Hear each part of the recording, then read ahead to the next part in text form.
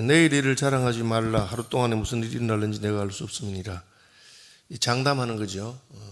그래서 일이 잘 될 것을, 혹은 내가 계획한 대로 모든 것이 될 것을 생각하는데, 하나님께서는 인생이 창조주가 아니기 때문에, 또 이 모든 역사의 배후에는 하나님이 주관하시기 때문에 주의 뜻이면 이것을 할 것이고 아니면 못할 것이다 하는 마지막 최종 결론 항상 우리가 유보해 두는 것이 좋습니다. 하나님께서 어떻게 생각하는지 우리가 하나님의 뜻을 다 알지 못하기 때문에. 그리고 인생을 이제 오래 살다 보면 다 계획했는데 마지막 끝에 가서 깨어지는 경우가 종종 있는 것을 보게 됩니다. 결혼 날짜 받아놓고 청첩장 다 돌렸는데도 결혼식이 이루어지지 않는 경우도 있고, 또 내 계획대로 다 될 줄 알았는데 마지막에 또 뜻밖의 일들이 생기기도 하고 그렇게 하는 겁니다. 그래서 이 잠언은 우리가 겸손하게, 내가 계획한 것은 이것이지만 하나님께서 허락하셔야만 그것이 되는 것을 아는 것이 참 중요합니다. 하루 동안에도 무슨 일이 일어나는지 알지 못한다. 그래서 저는 이제 저도 약간 성격이 급한 편이고 미리 이렇게 말하기 좋아하는 그런 약점이 있기 때문에 항상 이제 이 말씀 생각하면서 무슨 계획이나 뭘 할 때 조금 더 기다리고 하는 걸, 이제 저는 이제 목사니까 강의 부탁 혹은 설교 부탁을 받습니다. 받으면 가능하면 그 자리에서 대답하지 않으려고 합니다. 그래서 언제까지 답을 드리면 됩니까?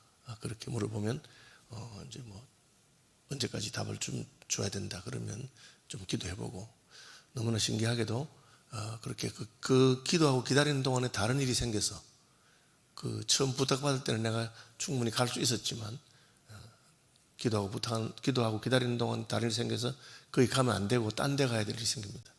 만약 알고 뭐 그때는 제가 갈 수 있습니다 하고 미리 약속했더라면 그때 가서 죄송합니다, 제가 딴 일이 생겨서 못 가게 됐습니다, 이렇게 말하면 저도 힘들고 상대방도 계획을 바꿔야 되니까 그런 일들이 종종 있더라고요, 저는. 그래서 요즘은 이제 가능하면 대답하는 것도 조금 더 기다려서 대답하고, 그리고 하나님께서 허락해야 되는 거죠. 타인이 너를 칭찬하게 하고 내 입으로 하지 말며 외인이 너를 칭찬하게 하고 내 입술로 하지 말지니라. 이거는 이제 요즘 오늘날 시대는 자기 자랑, 자기 PR, 내가 나를 이렇게 높이지 않으면 누가 높여주겠습니까? 그런 시대가 되었습니다. 그런데 성경은 자기 자랑하지 말라고 하죠. 그럼 내가 나를 자랑하고 내가 나를 광고하지 않으면 누가 나를 해주겠느냐, 그런 생각이 들잖아요.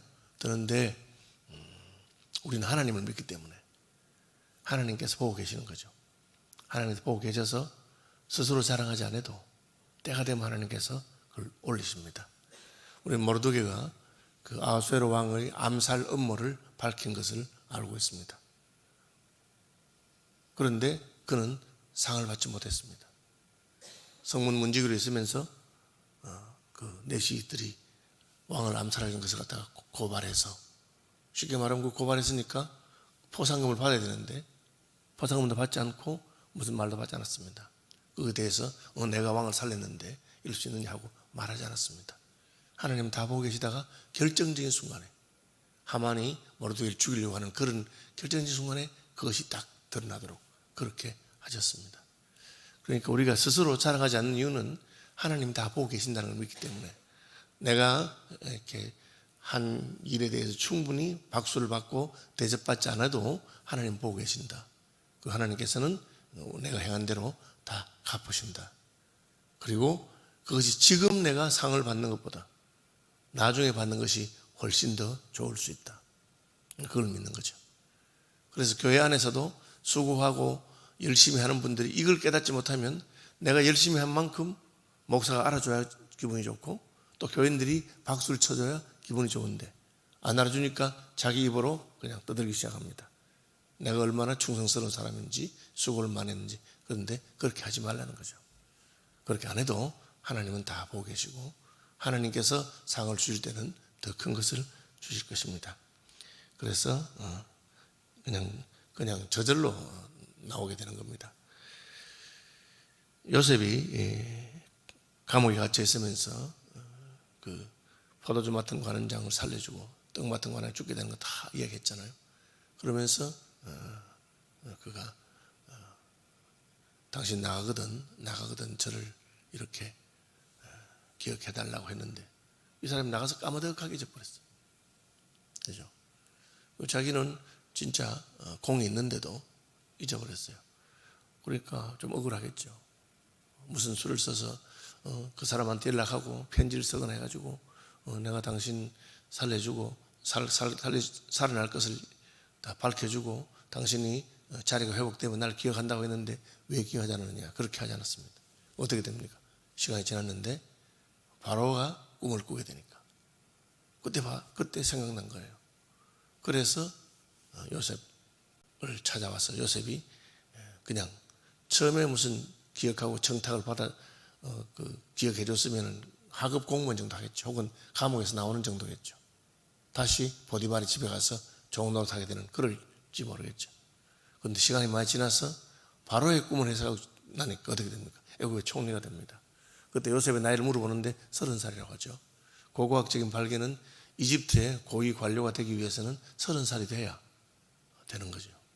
그전에는 요셉이 설사 밖에 나온다 하더라도 국무총리가 될 수 없는 그런 하나님이 이 모든 것을 뒤에서 보고 계신 것을 알고 있습니다. 돌은 무겁고 모래도 가볍지 아니하거니와 미련한 자의 분노는 이 둘보다 무겁다. 그래서 왜 미련하다 했냐면은 화를 내고 나서 그 결과가 어떻게 될지를 뒤를 생각하지 않는 거죠. 우리는 이것을 이제 분노 조절 장애라 그래가지고 그냥 자기 성질을 폭발시켜 버립니다. 그런데 그 결과는 아주 무거운 것입니다. 그래서 우리가 앞뒤를 생각하지 아니하고 내가 이렇게 감정을 폭발시키는 것 때문에 어떤 일이 있을지를 헤아리지 않고 하는 것을 미련한 것이라고 합니다. 결과가 뻔히 보이는데도 그렇게 하는 거죠. 그래서 감정을 잘 추스리는 게 필요합니다. 왜? 그냥 내 마음에 있는 걸 한번 풀어버리는 것은 끝이지만 그것은 상대방에게 영향을 주고 또 내 행동 때문에 다른 연쇄 반응이 일어날 수 있기 때문에 그렇습니다. 사도도 마찬가지로 부는 잔인하고 노는 창수 같거니와. 분노죠. 분노. 부는 잔인하고 노는 창수 같거니와. 투기 앞에서야 이렇게 투기라고 하는 것은 그냥 단순 질투만 말하는 게 아니고 싸우는 걸 말합니다. 그래서 상대방하고 그냥 마음속에서 질투하는 마음이 있는 게 아니고 그것 때문에 가서 한판 붙어버리는 거죠. 이제 그런 감정적인 경향이 있는 사람이 있습니다. 그래서 나는 이게 막 분노가 나면은 막 물불 안 가리고 상대방 싸우고 그것 때문에 뒷감당이 되든 말든 지금 할 말은 하고 죽겠다. 그렇게 하면 안 됩니다. 그것이 감당할 수 없는 결과를 일으킨다고 말하고 있습니다. 5절, 6절 면책은 숨은 사랑보다 나으니라. 친구의 아픈 책망은 충직으로 말미암는 것이나 원수의 잦은 입맞춤은 거짓에서 난 것이니라. 이 말은 면책은 듣기 싫기 때문에 우리 옛말에도 충언은 여기이나 이여행이라. 충성스러운 말은 귀에는 거슬린다는 거죠. 귀에는 거슬리나 행동하는 데는 유익하다. 그렇게 했는데 요즘은 더한 세대면 진짜 사랑하고 하지 않으면 충언하기 힘든 시대입니다. 그래서 그냥 말세가 되면 자기 귀를 즐겁게 하는 서성을 많이 두기 때문에 꾸지람하거나 책망하는 말은 듣기 싫어하는 시대가 됐습니다.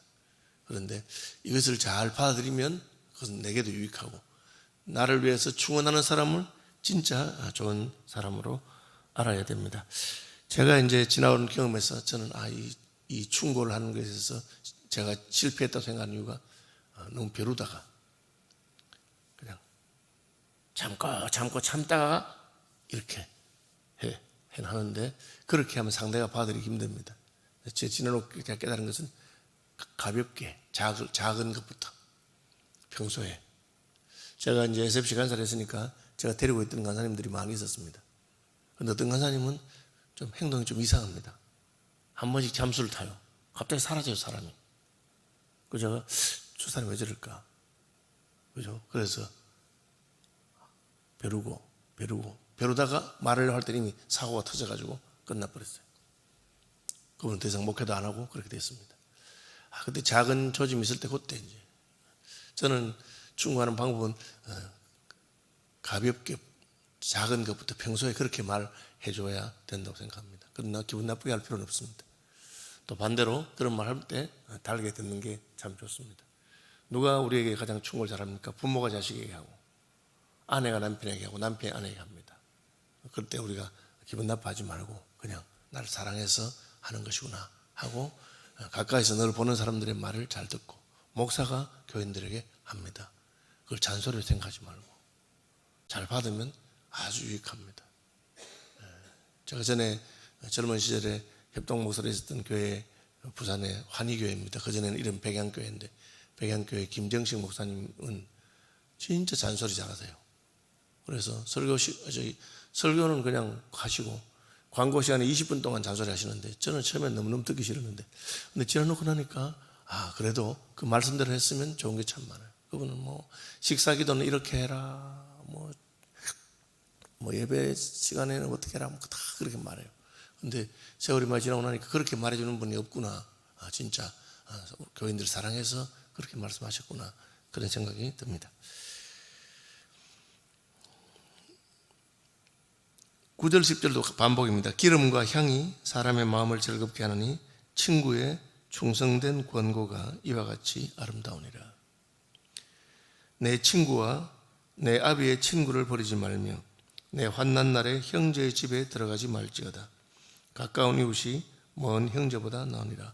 주변에서 나를 생각해주고 나를 위해서 충고해주고 나를 위해주는 사람 참 중요합니다. 그래서 뭐 혈연이나 이런 것보다 진짜 그런 관계를 가지는 여러분이 친구가 있는지 없는지 어떻게 구별할 수 있습니까? 내게 쓴소리를 하는 사람이 있다면 그 사람은 여러분 친구일 수 있습니다. 진짜 친구가 있는지를 그것으로 알 수 있습니다. 7절과 8절은 중간에 삽입되어 있는데 배부른 자는 꿀이라도 싫어하고 줄인 자에게는 쓴 것이라도 다니라. 고향을 떠나 유리하는 사람은 보금자리를 떠나 떠도는 새와 같으니라. 이게 이제 맛있는 음식도 그 사람의 형편에 따라서 배고플 때는 그죠? 뭘 먹어도 배가 부르겠지만 그러나 배가 부르면 꿀도 싫다는 거죠. 그러니까 상대방의 형편에 따라서 적절하게 대접해야 되는 것입니다. 이걸 이제 그 사람의 형편과 처지를 헤아리는 것을 우리는 배려라고 합니다. 고향 떠나서 유리하는 사람은 보금자리가 없는 새와 같기 때문에 얼마나 쓸쓸하겠습니까? 그 명절에는 그런 사람들을 헤아린다면 그 사람들은 참 따뜻하겠구나. 며칠 전에 이제 국민일보에서 서울시민교회가 하고 있는 일에 대해서 자기들이 취재하고 싶다고. 그래서 제가 몇 번 나왔는데 신문에 나왔는데 또 오시네 하니까 뭐 어쨌든 뭐 기사거리가 없어서 그런지 저하고 인터뷰를 한 적이 있습니다. 그래서 왜 시민교회가 일하는 무슨 원칙이나 이런 게 있느냐. 그래서 제가 한마디 했어요. 저희는 다른 사람이 하지 않는 것, 필요한데 하지 않는 것 합니다. 그러나 남들이 다 잘하고 있는 것, 우리가 안 해도 되는 건 하지 않습니다. 그게 저희 마음의 방침입니다. 저희 교회가 문화교실 했습니다. 제가 처음 왔을 때 문화교실하고 직원도 있었고 했습니다. 그런데 지금 하지 않습니다. 왜? 지금은 주민센터에서 잘하기 때문에. 우리가 하지 않아도 정부에서 그런 걸 많이 하고 있습니다. 그러면 우리가 하지 않아도 되는 걸 우리 하지 않습니다. 우리가 발달장애인 사역이 왜 자꾸 확장되느냐? 아무도 안 하기 때문에. 저희가 하나 했습니다, 처음에. 그런데 지금은 3개, 4개 하고 있습니다. 왜? 그 일은 필요한데 안 하기 때문에. 그래서 그것은 필요를 보는 것이죠. 상대방의 배려를 보는 것입니다. 나그네 된 사람, 고향 떠난 사람은 보금자리가 없는 사람 같습니다. 그래서 이주민이라든지 혹은 유학생이라든지 집을 떠나서 서울에 와 있는 직장인이라든지 그런 분들에게는 그런 분들이 필요가 있습니다. 교회가 그걸 잘해주면 그것은 아주 하나님께서 기뻐하시는 일입니다. 왜 우리 교회가 학살하며 또 선교사님은 선교관하고 이런 거 하겠습니까? 그분들에게 필요가 있기 때문에 그 사람의 형편을 헤아려 주는 것입니다. 내 아들아, 지혜를 얻고 내 마음을 기쁘게 하라. 그리하면 나를 비방하는 자에게 내가 대답할 수 있으리라. 이게 지금 자식이 지혜를 따라서 살 때 아버지가 다른 사람에게 자랑스럽다는 거죠. 지혜는 그 자녀를 인하여 옳다함을 얻느니라 하는 것처럼. 그래서 자녀가 믿음을 따라 살도록, 자녀가 하나님의 지혜를 따라 살도록 잘 기르는 것 같이 부모에게 영광스러운 것이 없습니다. 이건 쉽지 않은 것이죠. 하나님 은혜가 필요하고, 그래서 우리가 교회 학교의 다음 세대를 생각하고 우리 자녀들이 믿음을 따라 살 수 있도록 그렇게 해야 합니다. 우리가 힘쓰지 않으면 세상 풍조를 따라서 세상에서 자랑스러워하는 것, 세상에서 관심 있는 것, 학벌이라든지 혹은 외모라든지 그런 쪽에 우리가 관심이 쏠리게 됩니다. 그렇게 하지 말고 우리 자녀들이 지혜를 따라 살 수 있도록 하는 것이 중요하다. 그렇게 말씀하고 있습니다. 슬기로운 자는 재앙을 보면 숨어 피하여도 어리석은 자들은 나가다가 해를 받느니라. 너무나 당연한 건데도 우리가 결과를 뻔히 알면서 그것을 준비하지 않는 그런 사람들이 있습니다. 유비무환이죠. 타인을 위하여 보정선 자의 옷을 취하라. 외인들을 위하여 보정선 자는 그의 몸을 볼모 잡을지니라. 함부로 보정 쓰면 내 옷과 내 몸을 빼앗기게 된다, 그렇게 하는 거죠. 옛날이니까 옷이라고 했습니다만 요즘으로 말하면 재산도 날리고 그리고 몸도 타격을 입는다. 그럼 어떻게 됩니까? 내 몸이 나의 것이 아닙니다. 나의 재산이 나만의 것이 아닙니다. 가족이 있고 또 내가 속해 있는 공동체도 있습니다. 그러니까 그 공동체가 동의하고 합의할 때는 우리가 보정을 써야 되겠죠. 그렇죠. 그런데 가족이 동의하지 않는다. 또 내가 이 일 때문에 내 몸을 상하게 되거나 내 재산을 날리게 되면 함께 피해를 볼 사람들에게 생각을 해봐야 됩니다.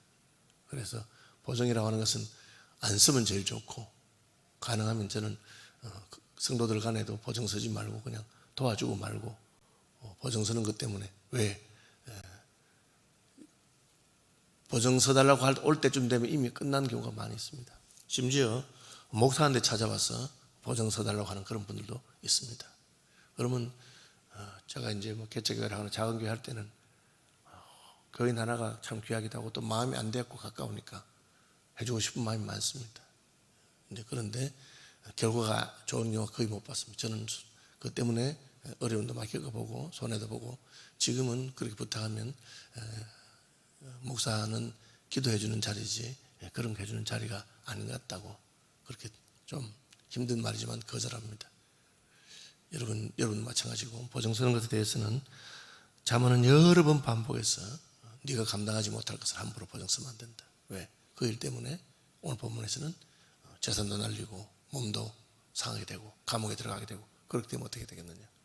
그러니까 그렇게 하지 말아라고 말씀합니다. 주기도문합니다. 하늘에 계신 우리 아버지, 아버지의 이름을 거룩하게 하시며 아버지의 나라가 오게 하시며 아버지의 뜻이 하늘에서와 같이 땅에서도 이루어지게 하소서. 오늘 우리에게 일용할 양식을 주시고 우리가 우리에게 잘못한 사람을 용서하여 준 것 같이 우리 죄를 용서하여 주시고 우리를 시험에 빠지지 않게 하시고 악에서 구하소서. 나라와 권능과 영광이 영원히 아버지의 것입니다. 아멘.